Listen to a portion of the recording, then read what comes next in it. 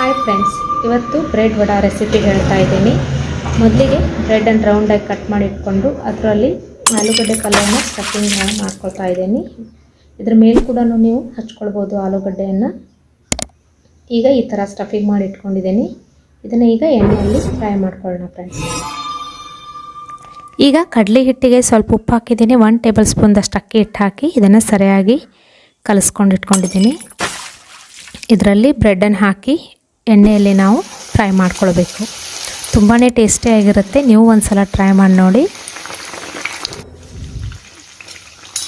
ಈಗ ಇದರ ಮೇಲೆ ನಾನು ಪುದೀನ ಚಟ್ನಿ ಹಚ್ತಾ ಇದ್ದೀನಿ. ನೀವು ಸೇವು ಆಗಲಿ ಅಥವಾ ಈರುಳ್ಳಿ ಹಾಕ್ಕೊಂಡು ತಿನ್ಬೋದು.